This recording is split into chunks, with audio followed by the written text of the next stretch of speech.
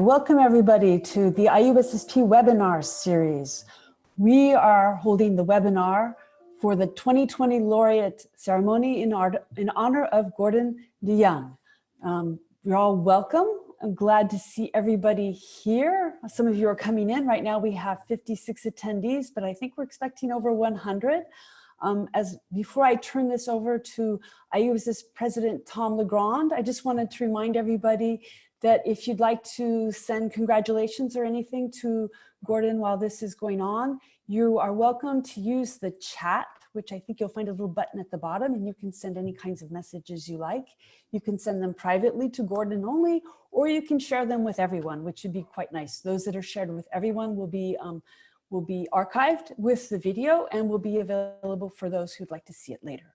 So as we go on, I'm going to turn this over to Tom LeGrand, who will give an introduction to the laureate. Tom, it's yours. Thanks, Mary Ellen. And I want to thank everyone here for coming to the 2020 IUSSP Laureate ceremony. And I'd like to just start by saying presiding over the Laureate ceremonies is one of the most enjoyable tasks given to IUSSP presidents, overseeing the celebration and sharing of the celebration with people who led extraordinary professional lives that have profoundly marked our field. Today's event, as Mary Ellen said, will recognize and celebrate the exceptional career of Gordon F. De Jong, Professor Emeritus at Pennsylvania State University. I want to start with a couple quick words about the IUSSP Laureate Award. Every year, the IUSSP honors one of its members by bestowing its Laureate Award. This was begun in 1991, and the award recognizes the lifetime achievements of outstanding IUSSP members through their contributions to the advancement of population sciences, from their distinguished service rendered to the IUSSP, and more broadly for their service to the world community of demographers. This year will be the 30th time that the IUSSP has bestowed its Laureate Award. As this is the most prestigious international award offered for outstanding accomplishments in the population field, the list of past recipients reads like the who's who of world leaders of demography. As an aside, I'd just like to encourage everyone participating today to please consider nominating exceptional colleagues for this award for upcoming years. To be eligible for the award, individuals must have been members of the IUSSP for at least 10 years, and be nominated by at least 5 IUSSP members living in different countries. The IUSSP Council then reviews all the files and testimonials of all the candidates received over the past 2 years and selects the recipient by secret ballot. I want to note that the IUSSP is currently in the process of trying to develop a Junior Laureate Award for exceptional young scholars from regions across the world. We hope that this new award will be set up by the time of the next International Population Conference in Hyderabad, India, December 2021.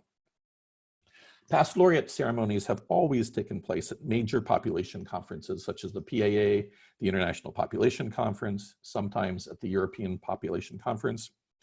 And the planned ceremony for the 2020 PAA obviously had to be canceled for Gordon. This is the very first time we're trying to do such an award ceremony as a webinar. While this format allows for a larger number of participants, as Mary Ellen said, there are over 100 people we expect to be attending. I do regret not being able to present in person this award to Gordon and to help him celebrate with friends and colleagues afterwards at a cocktail event. I want to say a few quick words about Gordon and then describe how this ceremony will take place. From speaking with Gordon's colleagues, reading the nomination letter, looking over his CV, it seems to me that Gordon has really marked his field and in closer proximity, his university, his colleagues, and former students in at least 4 different ways. First, and probably most important, was his vision, his dedication, and his ability to carry through to create a truly unique interdisciplinary training program in demography at Penn State University. Penn State now has one of the top demographic training centers in the world, both in terms of its quality and its size. The program currently encompasses nearly 50 faculty members and is spread over 10 academic departments at the university. Myself, having worked many years in university contexts, I know just how sectarian academic departments can be at times, and I realize just what a remarkable accomplishment this is. Secondly are his research accomplishments. Gordon is renowned both within the United States and internationally for his publications on topics related to migration and immigration, social demography, population aging, and the demography of Pennsylvania, where he passed his professional life. I will leave to the other speakers the difficult tasks of trying to summarize this work. I believe David Shapiro is going to be speaking primarily on that. Third is his service to the demographic community. Over and beyond Gordon's remarkable contribution to institution building at Pennsylvania State, he has generously given his time to committee work and to other functions at the PAA, the IUSSP, the American and International Sociological Associations, and other associations. And he has also worked as editor to Demography and assistant editor to several other journals. Fourth, and probably not least of importance, is the enormous appreciation of Gordon that I have heard expressed by his former students who he taught or guided through their thesis research, or succeeded funding through the training programs he developed or his own research projects.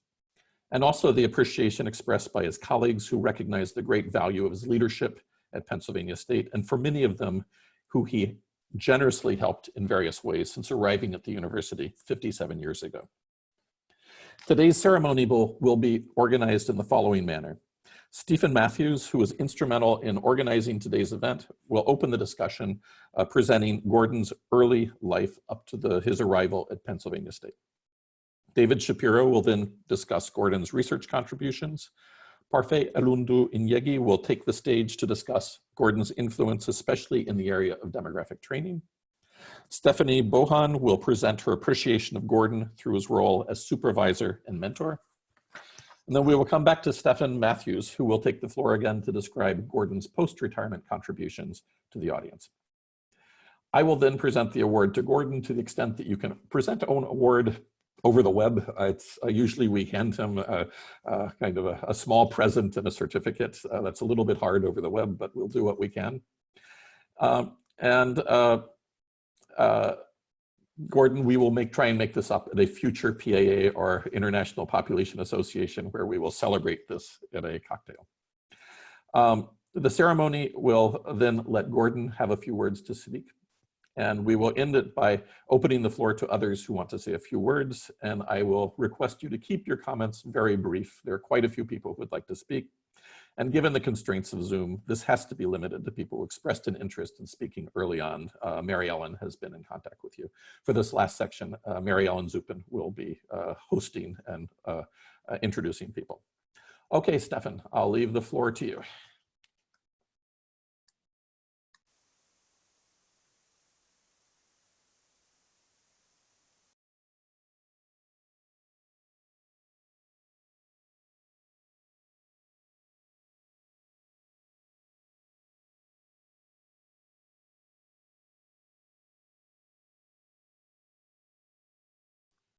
Stefan, you're muted. We can't hear you.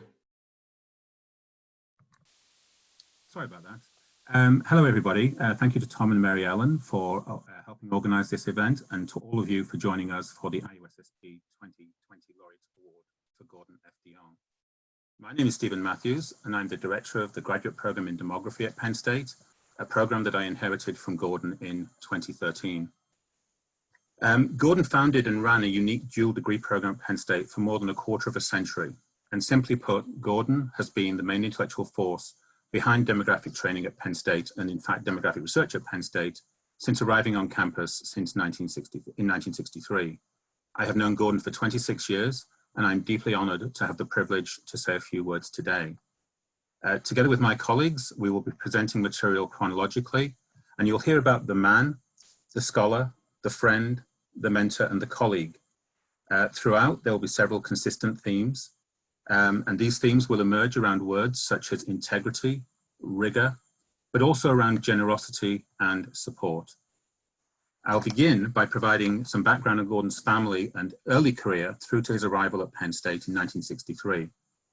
Before I start, I would like to acknowledge Leif Jensen, my colleague, for sharing materials with me, and some photographs especially, that were actually prepared for Gordon's retirement in 2012, although nobody who knows Gordon knows what retirement actually means for him. So I can't advance my slide. So Gordon was born in Berea, Kentucky. His father, Frederick, or Fred, was pictured here with Gordon, was a minister in the Reformed Church of America. His father was from Iowa, and his mother, Elizabeth, was from Nebraska. The photo included here is of Elizabeth, taken on her 100th birthday, with Gordon and his sisters, Beth and Carolyn, and his brother-in-law, John. So, with parents like these from two different states, and living in a third state, and having siblings, Gordon has, since birth, practically since birth, been interested in migration, marriage, and fertility decision-making. He grew up in small communities in Jackson County, Kentucky, and his parents taught at the Anvil Institute that Gordon also attended. This being Kentucky, Gordon played basketball, he's number 44 on the slide. He also graduated and he left the Bluegrass State and began his personal and formal interest in migration decision-making. After graduating high school, Gordon first went to the beautiful campus of Central College in Pella, Iowa. This is a renowned liberal arts college known for its academic rigor, its leadership and character formation. And it values a long-standing relationships with the Reformed Church of America. Gordon's mother and his older sister both attended Central College. And so in fact, whether Gordon had the upper hand in this particular migration decision, we don't know. Perhaps Gordon would enlighten us. Later on, in 1998, this institution gave Gordon the Distinguished Alumni Award. After his BA, Gordon went to the graduate school at the University of Kentucky. There, Gordon developed an interest in survey design and research methods. And he worked with Tom Ford and became very early involved in the Southern Appalachian surveys that examined socioeconomic conditions and problems endemic to the area. This was in the early 1960s, and Appalachia, as many of you will know, was central to the national dialogue regarding the war on poverty that was later became President Johnson's initiatives in the mid-60s. In 1960, Gordon would complete his master's degree in sociology, and he compared two methods. He compared surveys with projective techniques to help understand how farmers make decisions about adopting new practices. And this perhaps marks the beginning of his interest in not just adoption diffusion processes, but his attention to issues such as reliability and measurement. Gordon also took a sojourn from Kentucky and studied at the University of Chicago. And there he immersed himself in the field of demography. He completed an MA in 1961. And while there, he took classes from the likes of Peter Blau, Jim Davis, Otis Dudley Duncan, and he also worked with Don Bogue. So Don is the former recipient of the IUSSP Laureate Award. While at Kentucky, Gordon met the love of his life, Caroline, and Caroline was studying English and journalism at the time. They were married in 1961, and they would go on to have 3 children, Judith, Greg, and Graham. After meeting and marrying Caroline, the second most important thing Gordon did at Kentucky was to complete his PhD. This was done in 1963, and his thesis is titled Human Fertility in the Southern Appalachians, Some Demographic and Sociological Aspects. This was 1963. I'd like those people in the program, with the alumni of the program, those currently in the program, to note that Gordon's title, he was already framing his own PhD as a dual degree research project. If you look at the subtitle here, this was something he would go on to introduce as a unique model for graduate instruction at Penn State several years later. So if you want a subtitle to your PhD, then this is one particular model. Later that year, Gordon would also publish an article in Social Forces with Tom Ford, and in this line of work would lead to additional work on Appalachian fertility decline. And this was a book that was published in a few years later. Sorry. Gordon later became and received the Outstanding Alumni from the Department of Sociology at Kentucky. With a completed PhD and publications on his resume, Gordon was a hot commodity. We were very fortunate that Gordon and Caroline chose to settle in Happy Valley, Pennsylvania, where Gordon would join the faculty at Penn State. Caroline would go on to become a middle school teacher in the community. Together, they have a positive influence on the lives of many people at and passing through Penn State. And we're going to hear a little bit more about that from my colleague and friend, David Shapiro, who's a Professor Emeritus of Economics at Penn State and a longtime friend of Gordon De Jong.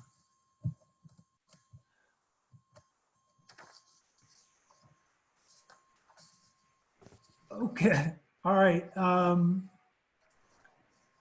I am delighted to be participating here, and I'm going to talk a bit about Gordon's scholarly research, but I can't fail to mention my pleasure at seeing the names of various people I've known over the years who were typically grad students in demography and who worked with Gordon.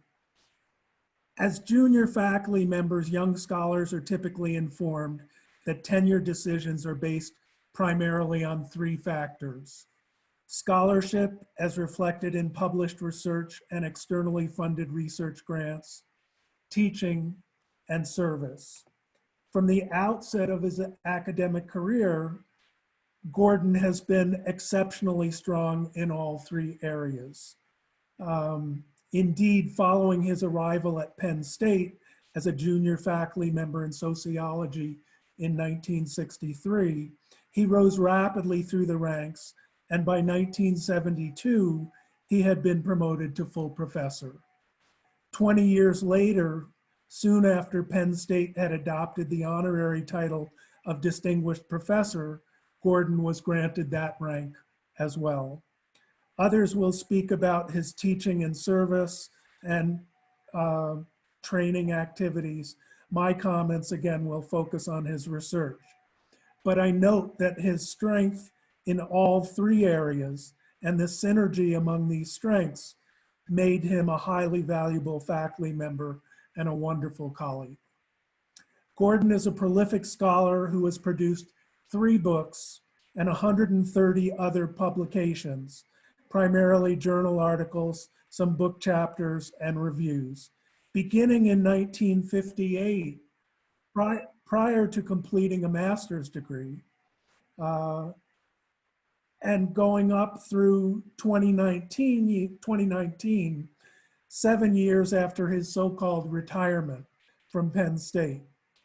During this lengthy period, he has published articles in top journals in demography, including multiple papers in both Demography, which parenthetically I note he edited for 3 years at the end of about 30 years ago.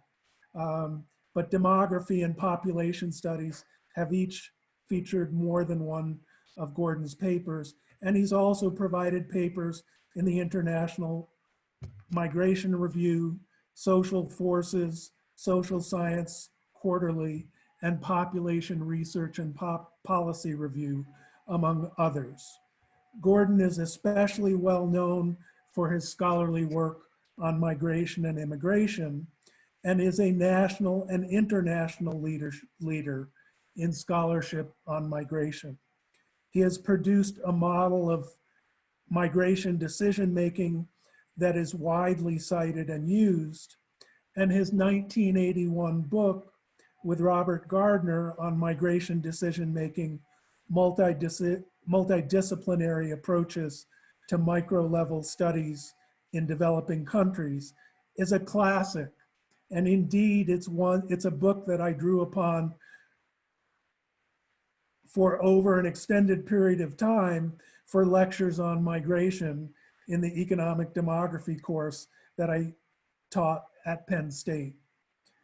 In addition to his work on migration and immigration, his CV lists social demography and demography of aging as areas of specialization and interest. But these 3 areas do not do justice to the breadth of Gordon's scholarship.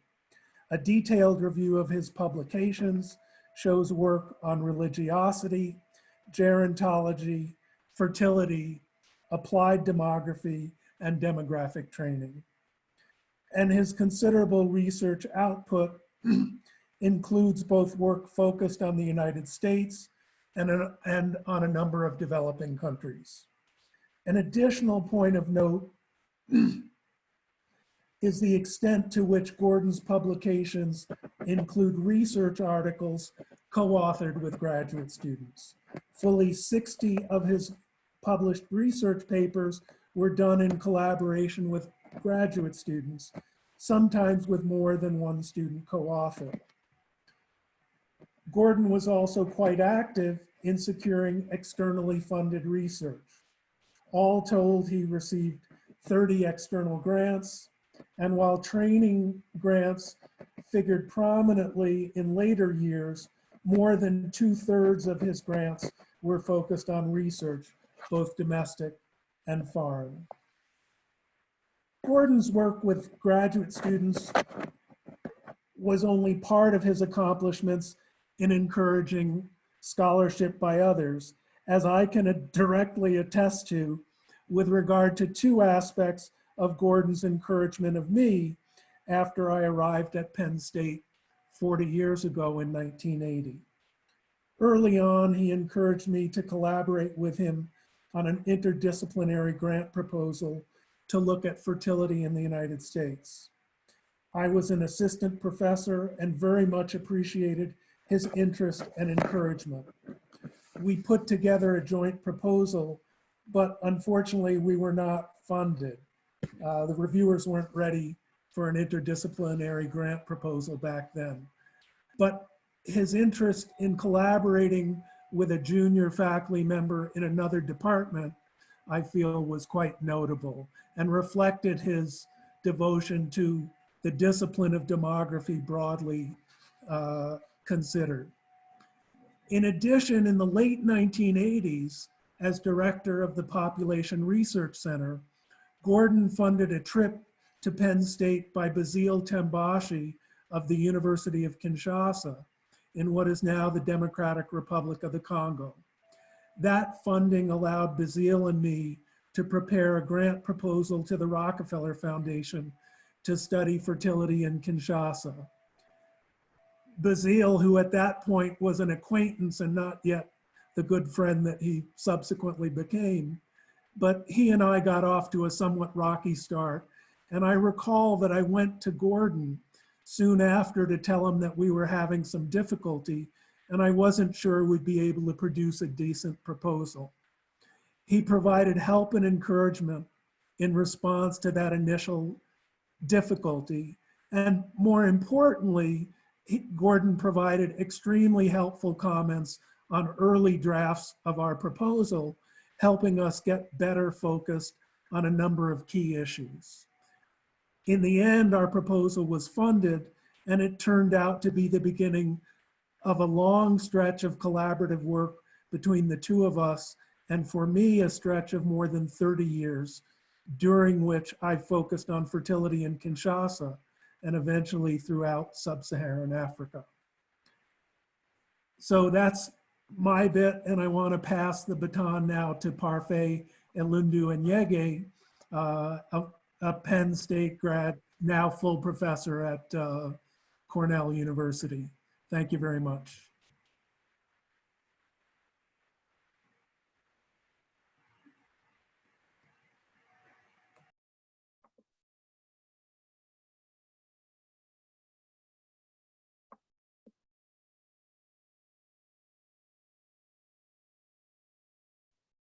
Parfait, you're muted.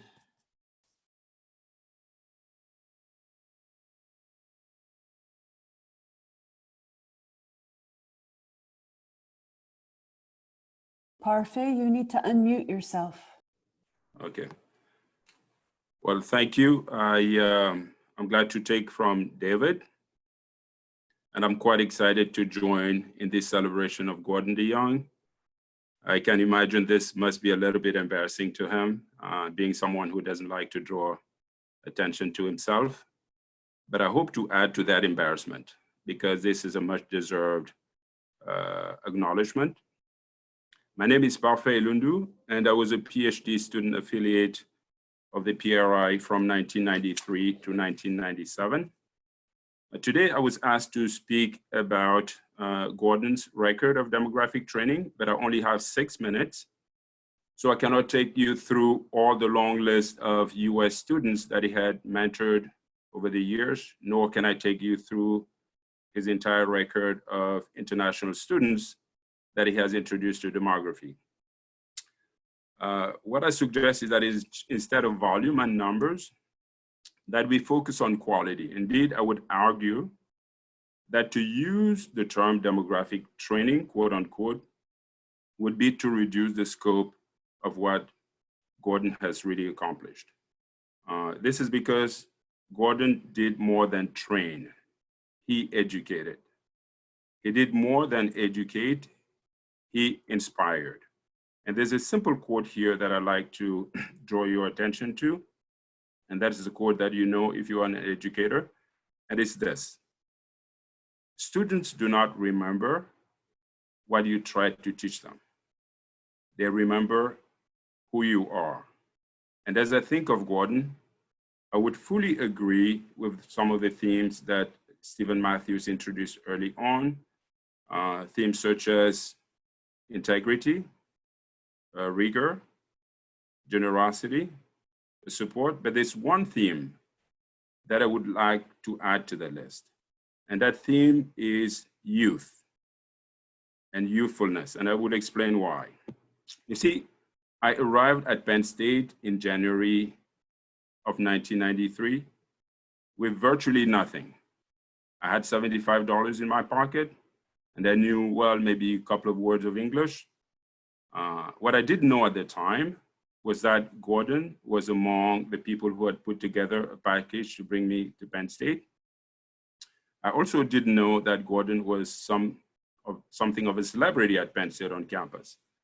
And so as soon as I arrived on campus, every single person wanted to make sure that I had met Gordon De Jong. And it started with my own advisor, Shannon Stokes.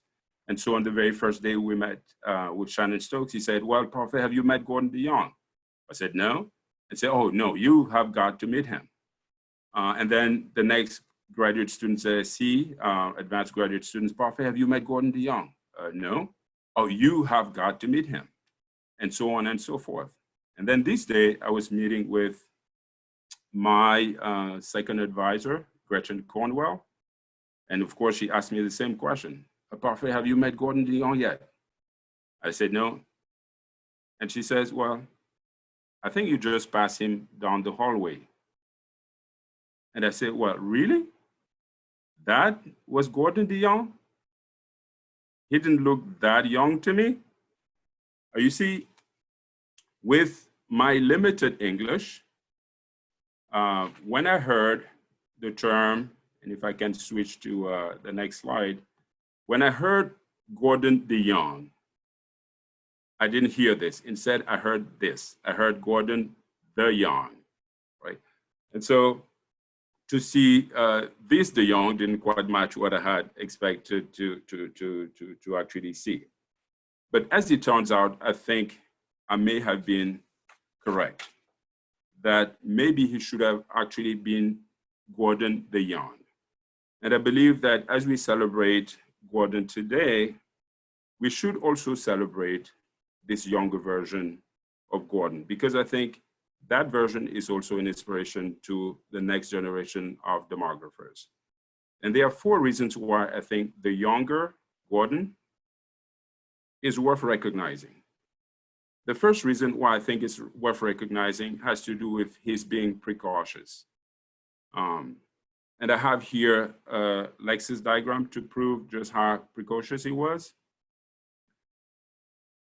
When we celebrate Gordon today and we marvel at what he has accomplished, we may forget that he started really, really young. By the time he was 30 years of age, he had already so many achievements under his belt. He had already presented his first professional paper at a conference at age 23. He had already been a PI on his first external grant at age 26. He was already an assistant professor at age 27. He had his first NSF at age 29. He had already been listed among the outstanding young men in America at age 30. And he was already working on his first book. This is all before he reaches the age of 30. And of course, the biggest of his accomplishment during that period was to marry Caroline at age 25. And so I stress all of these achievements here because the lifetime record that we celebrate today had to be built cumulatively. And so the lesson for the young demographers, those who are, before they're in their 30s or their 20s, is that the time to start is now. If you want to build your record, this is the time to start. There's a second lesson or second reason why I think we should celebrate the young version of Gordon. And that is because to me, Gordon is just as remarkable as a young Bill Gates or a young Steve Jobs. If you read Silicon Valley biographies, most success stories tend to start with some young person in a basement or a garage working on their passion. And I think Gordon De Jong was not an exception, except his basement was in Burroughs Building. It's a building that is near the Oswald Tower, and he actually had an office in the basement. And that's where he wrote the Senate grant that would help create the Population Research Institute. And as they say in Silicon Valley, the rest is history. Again, there's a lesson here for young demographers, and it's that you want to start building something that is bigger than you, that can outlast you and can serve next generation. The third reason why I want to celebrate the young Gordon is that Gordon never forgot to stay young. He stayed young physically. As some of you know, it's only recently that he had to reluctantly stop jogging. But more importantly, he also stayed young in spirit. I recall seeing Gordon at Penn State women's basketball games. And I can tell you, it was not a pretty sight. Gordon was the loudest cheerleader in the stand. He was just high-fiving everybody within striking distance.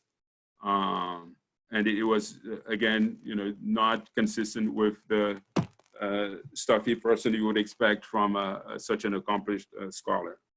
At the time, I didn't know this. I didn't know that he had himself played basketball. And in retrospect, I understand why he was so passionate about watching these Lady Lions, because he saw an earlier version of himself in these players.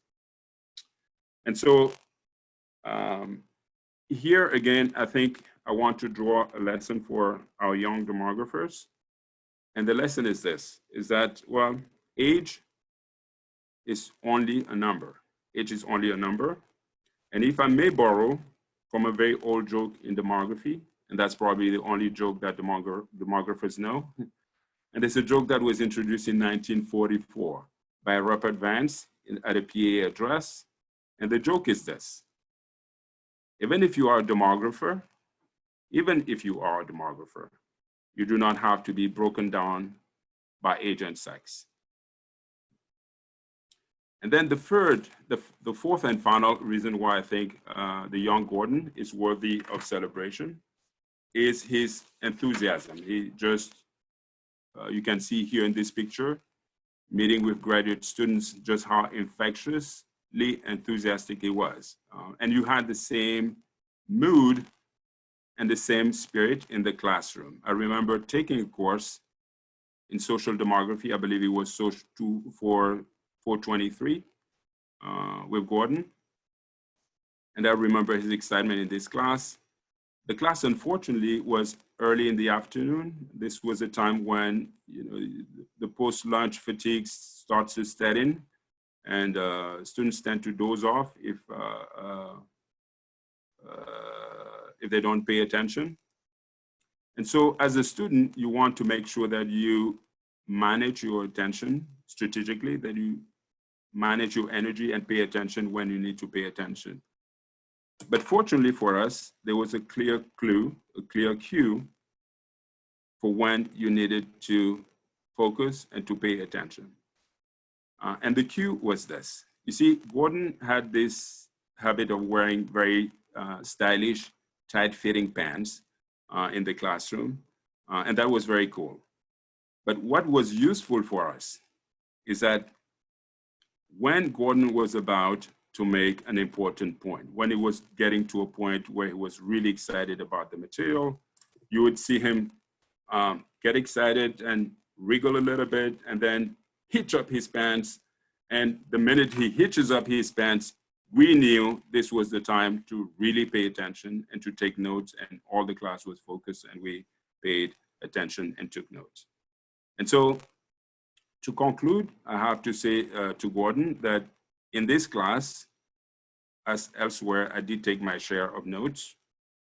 But if I'm to return to the early quote that I made about what we remember from classes, I must confess that I don't remember every single thing that we had to learn in this class.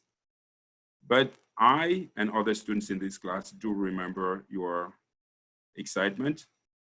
We do remember your education. We do remember your inspiration. And for all of this, I'd like to say thank you, Gordon De Jong. And with this, I would like to give the floor to my good colleague and friend, Stephanie Bohan. Thanks, Parfait. You know, I cannot express how flattered I am to be chosen from a group of among more than 60 professional demographers who could attest to Gordon's immeasurable strength as a mentor. I'm Stephanie Bohan. I'm professor of sociology at the University of Tennessee, but I'm also a past president of the Southern Demographic Association, and SDA is always very proud to name, when we talk about the South's contribution to demography, we count Gordon among those contributions. Gordon became my mentor when I showed up in his office after my dissertation had fallen apart about a year before I was planning to graduate. I had never taken a class from Gordon, but somehow in that meeting, he managed to talk me into changing my dissertation topic to immigration, and he agreed to serve as my advisor on the proviso that I would meet with him once a week.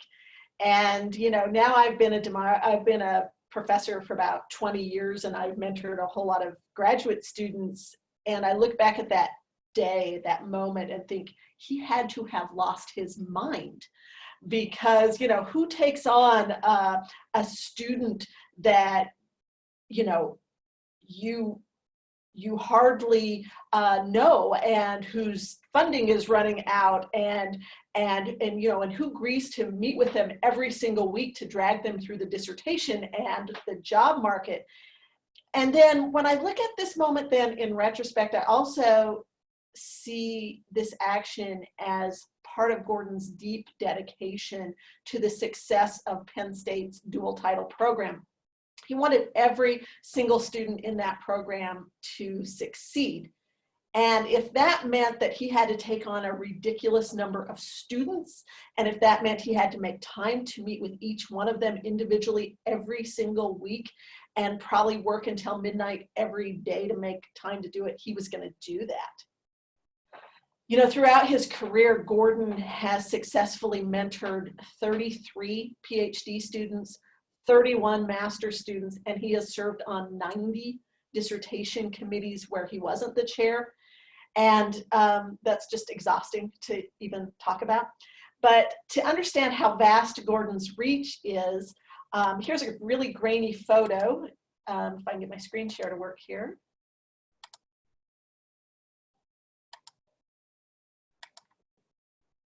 Here's a very, very grainy photo that was taken in 1989.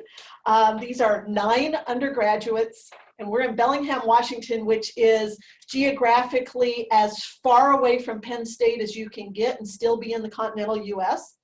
And what's interesting about this photo, besides our very bad hair, is that 3 people in this photo ended up becoming professional demographers, and 2 of us ended up being mentored by Gordon De Jong.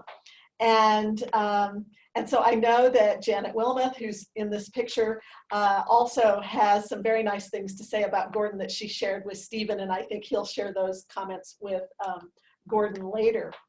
But, you know, as his student, I would go into Gordon's office every week, and we're going to talk about his beautifully appointed office where work appeared as if by magic, right? Because there was never any of the detritus of academia in Gordon's office ever. There was never a piece of paper. There was never like a journal laying around. It was always just like spotless. And I marvel at that to this day. But clearly lots of work came out of that, because if you gave him anything to read, he would always have it read in a couple of days, and it would be meaningfully marked up and have a whole list of recommendations. And, you know, he had this way of giving advice that was critical in the most constructive way, and where you always left feeling empowered and never defeated and never denigrated, even when he was saying things like, you know, this chapter, maybe you should just start over. And so, you know, there was just absolutely no doubt that if Gordon was your advisor, he was always going to be in your corner.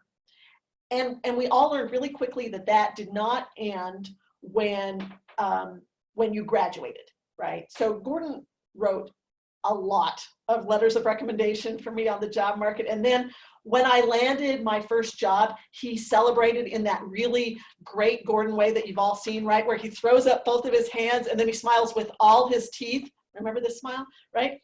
And so, you know, his students are professors at Syracuse, at Wisconsin, Georgia State, Rice, Indiana, SUNY Albany, and elsewhere. They're at NIH, at UNHCR, at USAID, at Homeland Security, and we're all enjoying these great careers that Gordon trained us for. And, you know, and Gordon didn't just crank out scholars. He took a keen interest in our well-being. He was actually in my wedding. And when my husband died 15 years later, he and his wife, Caroline, were some of the very first people to reach out. And it was not surprising. You know, over my career, I've given talks in fancy places like Paris, and I've been on many boards, and I've done a lot of interesting things. And I always suspect the invisible hand of Gordon somewhere in the background making these opportunities happen for me. And, you know, here's the thing. I'm pretty confident that I'm not that special. I mean, this is the thing about Gordon. Once he's your mentor, he's your lifelong mentor. He treats all of us as if we're the most important people out there. He's our champion, he's our friend, and we as individuals are person-level examples of the kind of dedication that he's given to developing and leading Penn State's demography training program. Population science is a better field because of Gordon De Jong.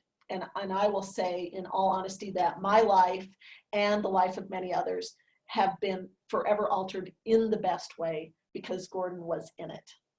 So Gordon, I thank you very much for that. And I will turn this back over to Stephen.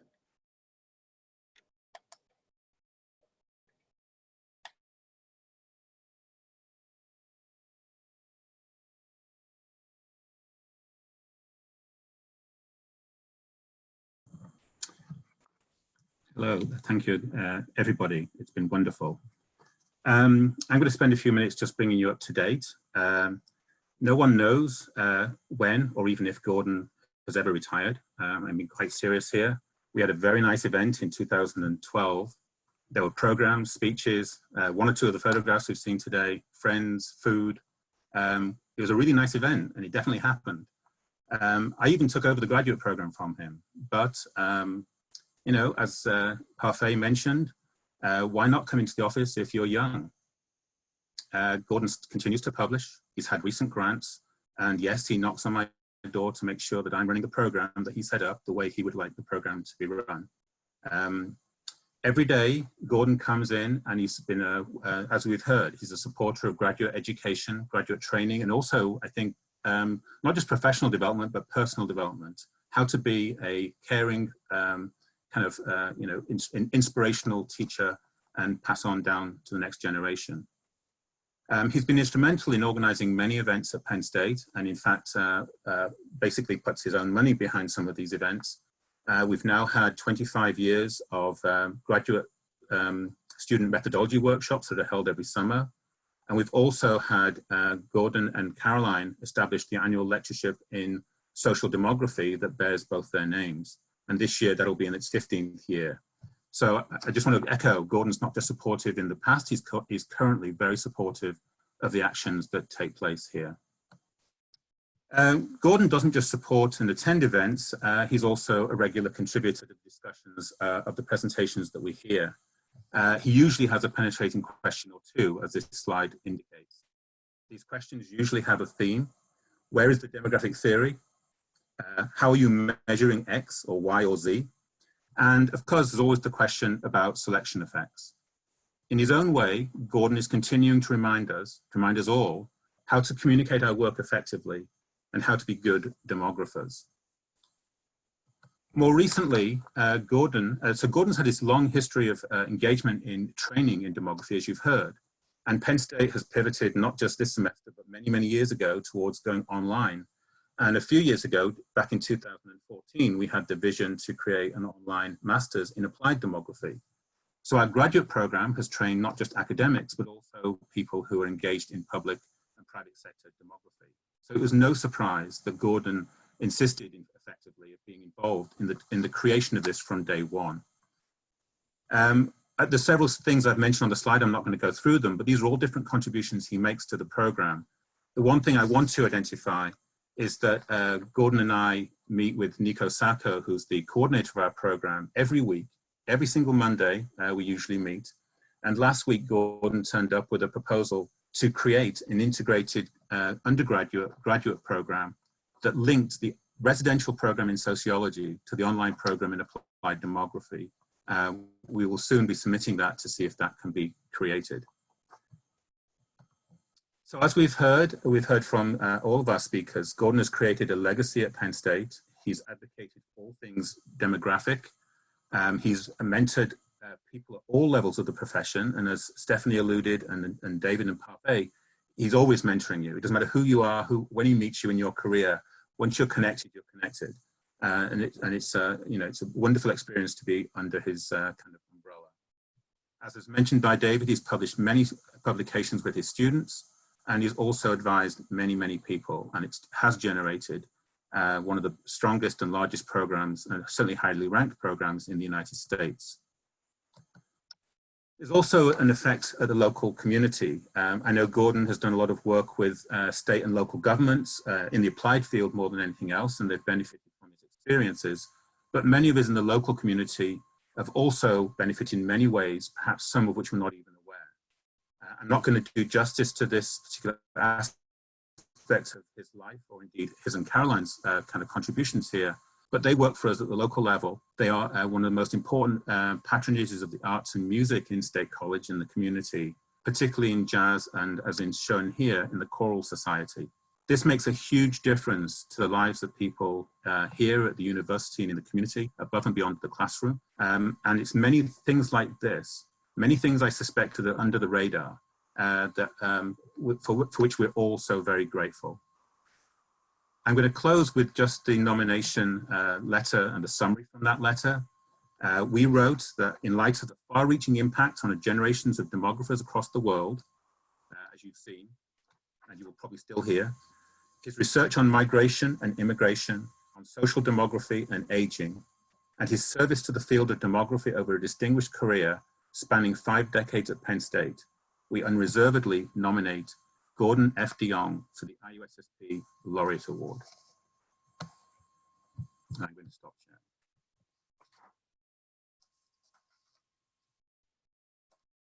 Thank you. I think the floor has come back to me now. Gordon, now is the time.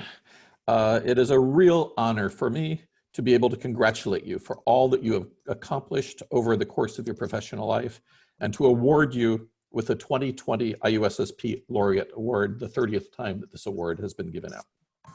As I said earlier, I very much look forward to meeting you in person at some upcoming conference and to celebrate with you and with your colleagues and your friends this event. It's a little bit hard to drink a cocktail over in cyberspace, but that's just put off to a little bit later. Okay, I guess I will pass the podium on to you. I think you would like to say a few words to the audience, so I will let you do that right now.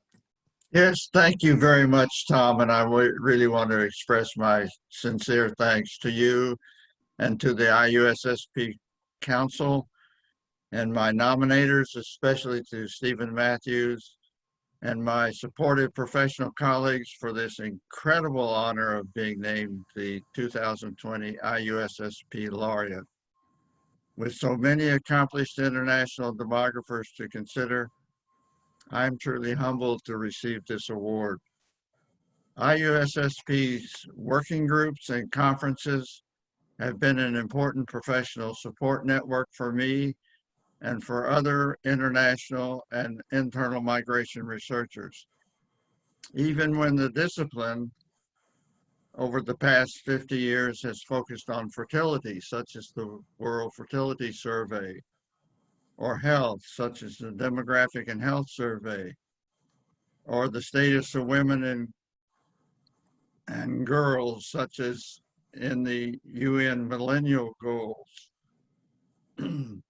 Maybe a World Migration and Health Survey is possible for the future of the demographic research. I am pleased that the IUSSP Council recognized the importance of demographic training in their deliberation of my nomination for the Laureate Award.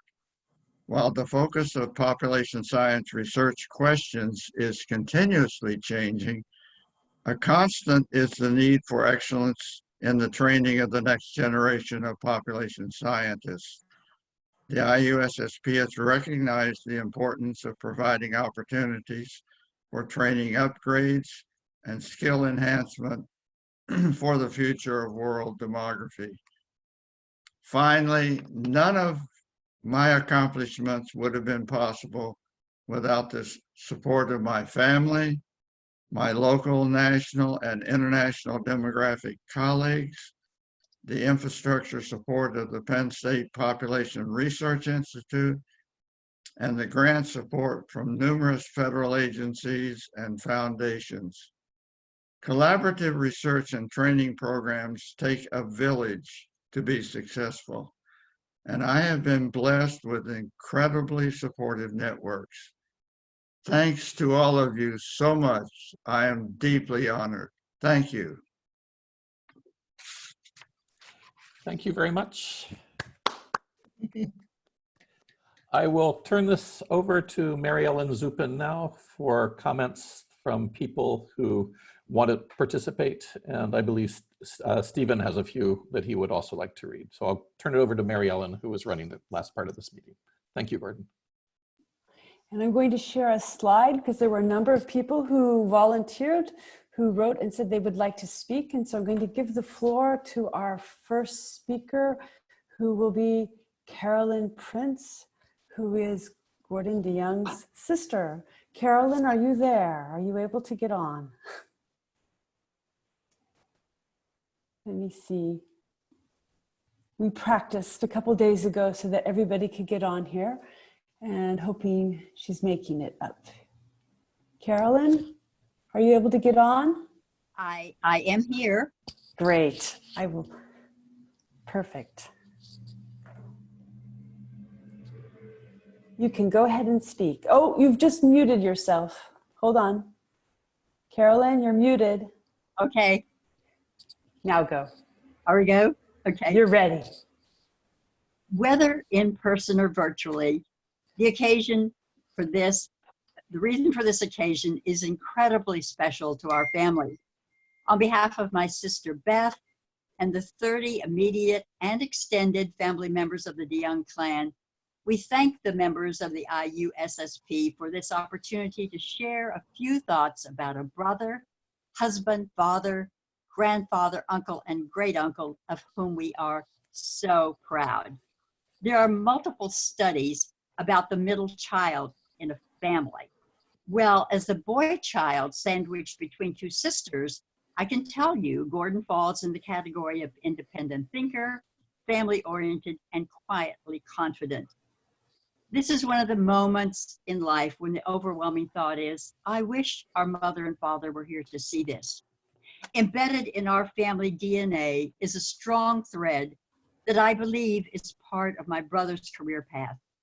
Mother came from a family of 4 siblings, all of whom, after college, felt their calling to work among a part of the population, whether in India or the USA, where the needs of that area called for assistance and training of specific skills. Our dad, after graduating from seminary in the early 1920s, felt called to go to a very underserved Appalachian area of Eastern Kentucky. He will always be known and loved in that area as Reverend Fred De Jong. But his secondary title could have been demographer, because he innately understood how the basic needs of jobs, education, healthcare, and transportation affected people's lives. We lost him way too soon at the age of 56, but his influence on his young son, and the daughters too, lives on. Gordon's accomplishments are so many, some of which I never even knew about until after the fact. And it's like, really? He did that? That's my brother? Gordon, all your family loves you and are proud of you, and mom and dad too. You are most deserving of being selected as IUSSP's 30th Laureate. Congratulations.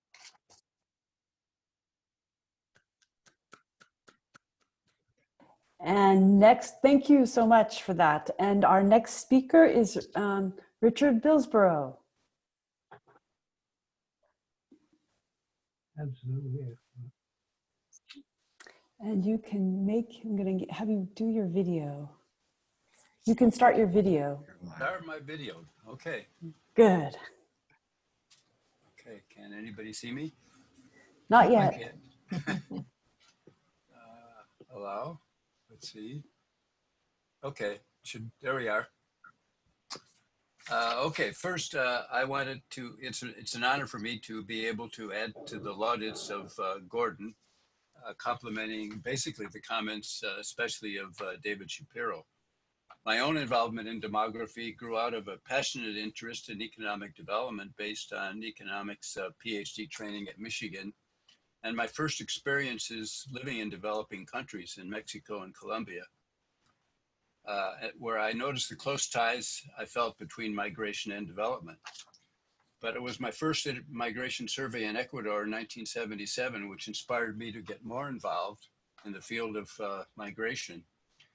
But I had never had any training in migration at all before. So I came across the 1981 book, Migration Decision Making, Multidisciplinary Approaches, edited by Gordon and Bob Gardner. And I bought it, read it, and have since been loaning it out, my copy, to my own graduate students as they start their field in demography and migration. But I fear that I may have lent it out to one too many. So I started scrambling to find the book on my shelves and was delighted when I finally found it. And I see that it's still relevant today. It has fascinating chapters on individual, household, and community effects on migration, and a chapter on the value expectancy model of De Jong and Jim Fawcett. Over the decades since, I have had many occasions to share sessions on migration at PA meetings and IUSSP sessions with Gordon, and since then he has continued to make further important contributions, advancing the value expectancy framework and studying migration intentions, comparing them with actual migration decisions. While this has included work on the US and other developed countries, it is his work on developing countries that has always most interested me, especially his work on Thailand and the Philippines. His work and contributions to this field will evidently live long after him due to the many years of his training excellent students and co-authoring papers with them. Many congratulations, Gordon. Thank you, Richard. And our next speaker, I just mentioned the order here is older colleagues, family, and then we're going to move on to co-authors and students. So our next losses.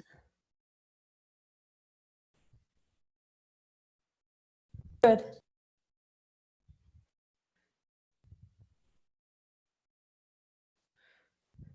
I had the sound before, but now it's gone.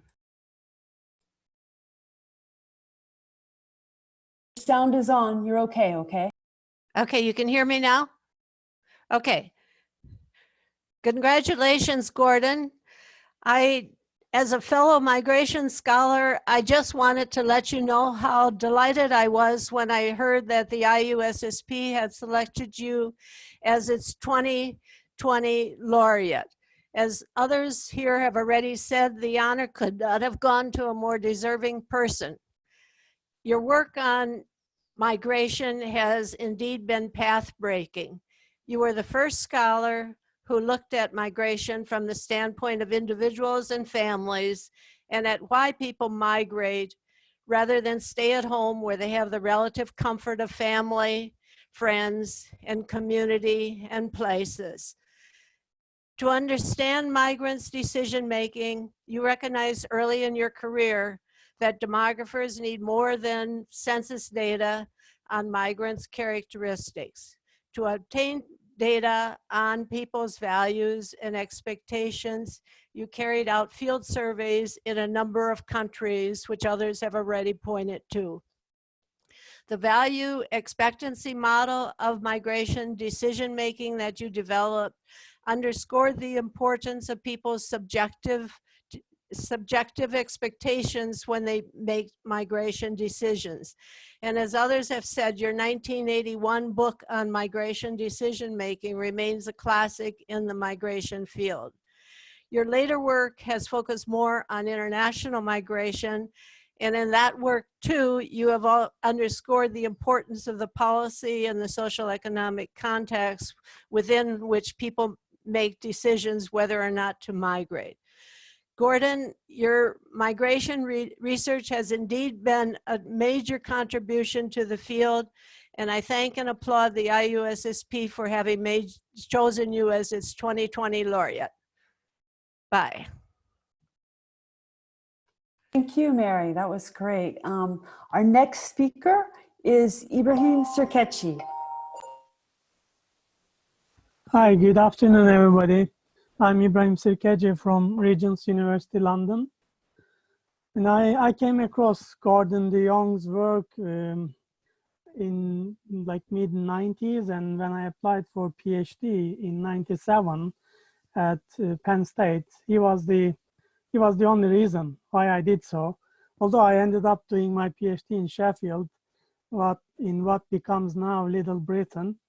But I have followed his work, and I think there are very few people who can criticize so elegantly and constructively, even when he says, as his PhD students already noted, even when he says something totally undoable and in quotes stupid, he would sound quite encouraging, but you would get the message, the correct message.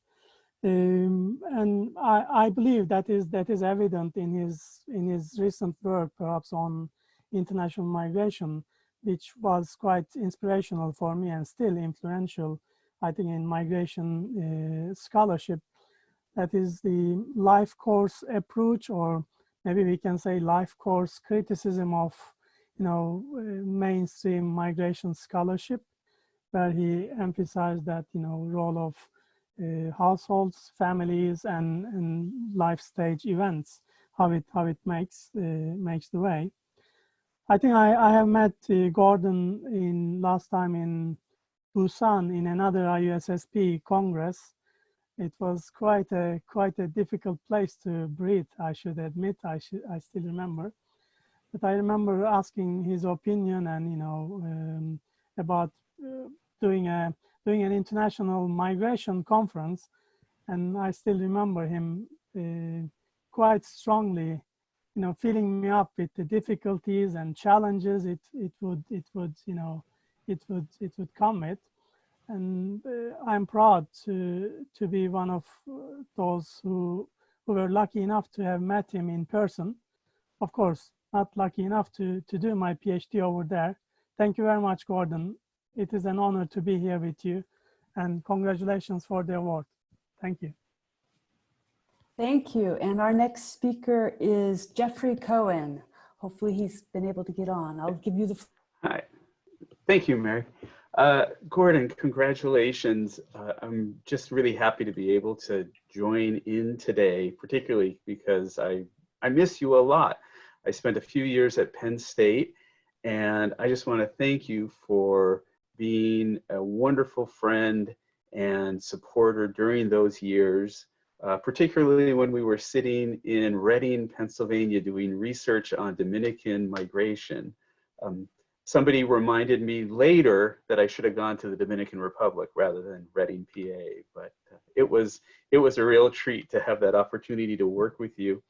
And to have the reminder in my own research as an anthropologist that demography always matters, and for modeling just how to be a fantastic scholar, teacher, mentor, and supporter of everyone else who's coming up and getting their careers started. So thank you again. Congratulations on this honor. It's so well deserved, and I'm just so happy that I can share that with you.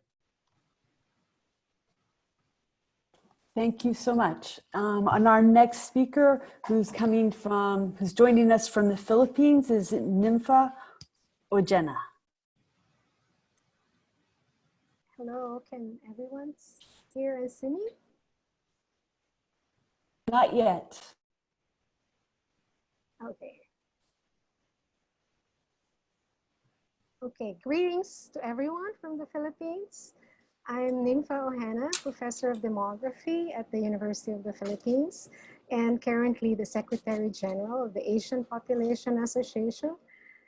As a graduate student at Penn State in the early 1990s, I was awed to be in a class led by a distinguished professor in sociology and demography and an esteemed expert in migration research. A profound author of books and professional research articles, mostly from projects that brought him to many parts of the world, have earned him numerous professional awards and achievements. Nevertheless, he is approachable, supportive, and had a ready smile every time he meets someone. After Cliff Clogg, my advisor, passed away, he was very accommodating to encourage and guide me, a new graduate, in my professional career in Thailand. My lasting impression, however, of Dr. De Jong's class was the need to improve data on migration in view of its increasing role in understanding population dynamics and development in the years to come. Very prophetic indeed, as by the turn of the 21st century, international migration has become central to the intensifying globalized economy. Today, the Philippines is a top sending country for labor migrants and has one of the best data on labor migration in Southeast Asian region. However, when I returned to the Philippines in the late 1990s, internal migration data have been sidelined. This got me into an advocacy of a lifetime. Now, I am very happy to report that the seed Dr. De Jong has planted in me has brought fruits. The Philippines has completed its first ever National Migration Survey in 2018, which collected information on both internal and international migration. Indeed, the greatest imprint of a teacher on his student is the motivation to search for knowledge and to make do with it for the betterment of society. Congratulations, Dr. De Jong, for being such an inspiration. And thank you, IUSSP, for recognizing his achievements. Thank you and congratulations again, Dr. De Jong. Thank you, Nympha, from joining from so far away and in the middle of the night. Yeah, it was great that you could be here. Our next speaker is Dr. Hayward Derek Horton. Hi, Gordon. It's always good to see you, and believe me, I feel honored to be able to be here and say a few words. I was actually in Gordon's class in the early 80s when that book on migration decision-making came out. And Gordon, along with being an outstanding teacher, a very warm and supportive mentor, he was just, and still is, a creative scholar. That's what inspired me. And that's what excited me. He was so creative. So I tried to emulate Gordon. So in our seminar, I was always bringing in my own theoretical ideas. And for instance, I remember bringing in the pendulum hypothesis. It's like a theory of migration equilibrium. And that one was dead on arrival, according to Gordon. It's too mechanical. I brought in the Horton stress model. And he laughed at that because he thought I was talking about the transmission on my car, which was constantly breaking down. And, but I vividly remember when I was struggling and trying to come up with a dissertation idea. And he encouraged me, he said, listen, he said, you're an entrepreneurial guy and you're a demographer. I said, why not do a demographic analysis of Black entrepreneurs? I said, whoa, that's it. And so not only was that the title of my dissertation, that also Gordon and I published an article jointly on that, one of my first publications, demographic analysis of Black entrepreneurs. And his tendency to not to want his students to be clones, but to become the best you. That is what that continues to inspire me. And so, 20 years ago, I introduced a new paradigm, the critical demography paradigm, into the field. But it's primarily because of Gordon's tutelage and his encouragement and his inspiration, his creativity. I tell you, one of the things that always inspired me and impressed me was the fact that you could be a demographer and you still can be about theory. And that is what stuck with me. That it's not just about being a quantoid. It's about also making theoretical contributions. And for that, I'm always indebted to you, Gordon, for that, because you've helped to make me the demographer that I am today. So I thank you.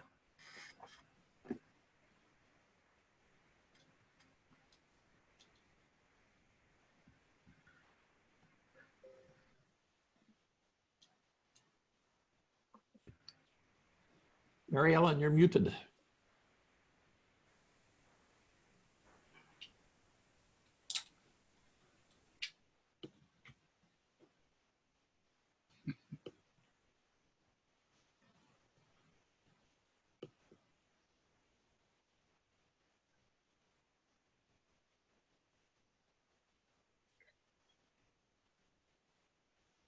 Mary Ellen, you're muted. We can't hear you.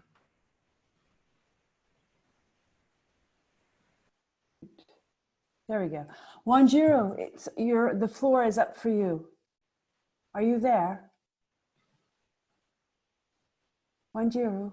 Yes, I am. Thank you. Oh, great. Great. I have been there. I think you are muted. Thank you so much, Yeah, Mary I'm Ellen. muted now. Yes, this is, I'm Wanjiro Veshohe.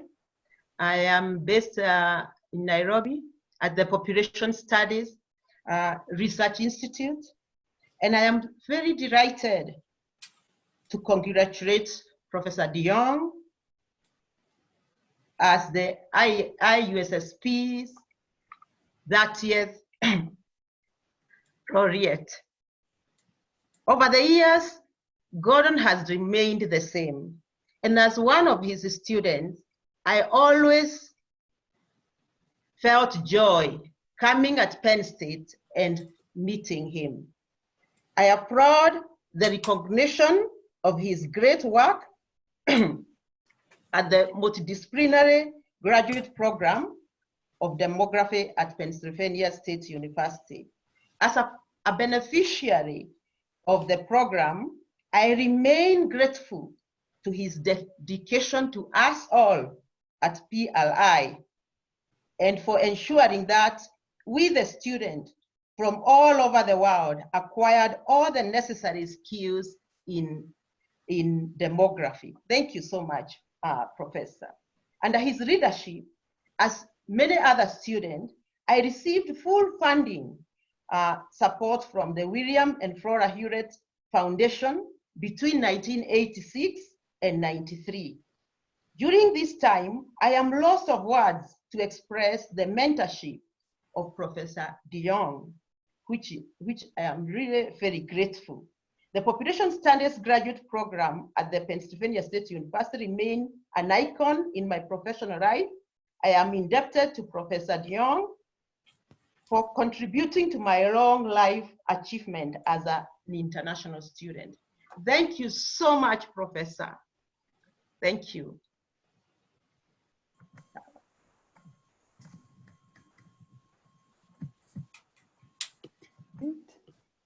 Thank you for that. Now the list of volunteer speakers from the audience is over, and I believe that Stephen Matthews is going to share with you some other comments that he's received from people, and I'll turn it over to Stephen. Thank you. Hi, can you see the screen? Yeah.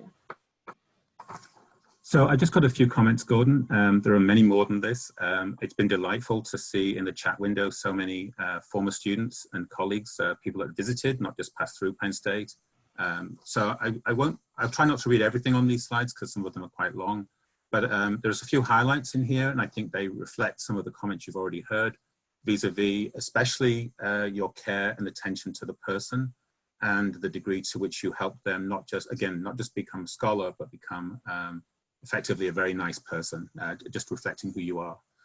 This is Vivian Chen. Vivian Chen is a graduate student of our program, and she went into to work at the state of Washington on the public sector side.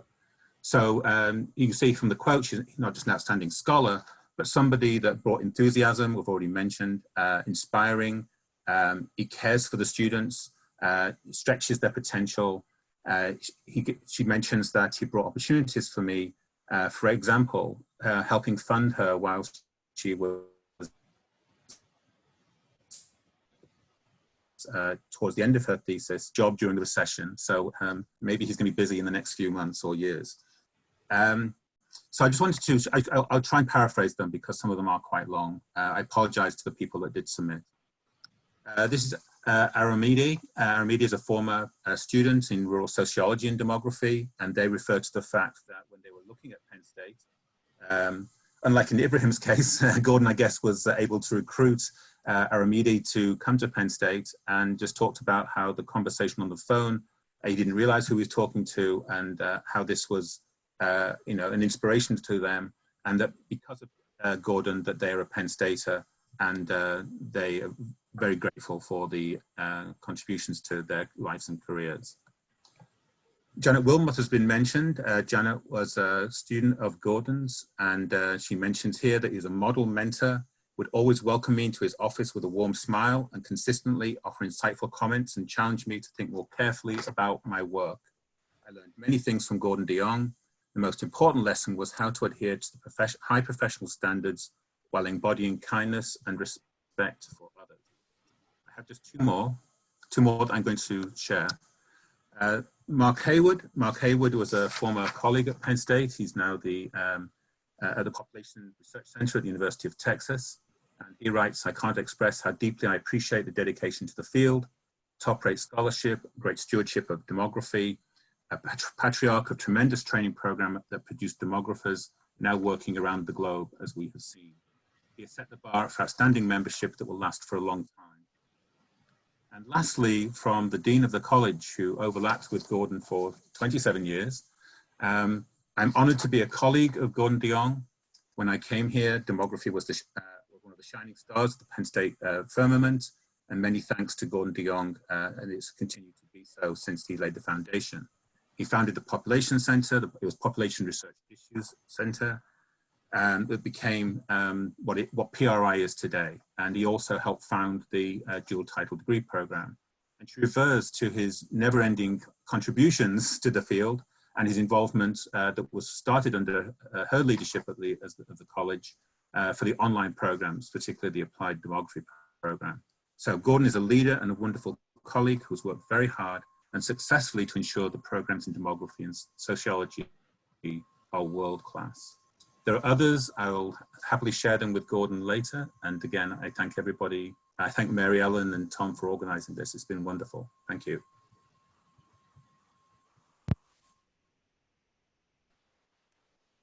Tom, do you want to give a few last words? Tom LeGrand.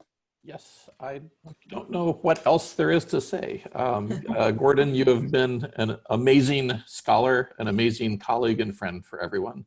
And I guess everyone should, even if we can't hear it, give him one last applause and thank him very much for all he's accomplished. Thank you very much, Tom and Mary Ellen, for organizing this. I'm truly honored. Thank you very much. Thank you. And I guess that's it. Yeah. Goodbye, everyone. Yeah, goodbye, everyone. I'm going to say goodbye. There'll be a recording of this available afterwards, and we'll share it on the IUSSP website. And thanks, everyone, for both attending and for all the speakers and the time that you gave for this ceremony. And to Gordon for being here and his wonderful work. It was great to learn all about it. Thank you. Thank you so much. Bye, everybody. Thank you so much, Ms. Congratulations. Ellen. Thank you.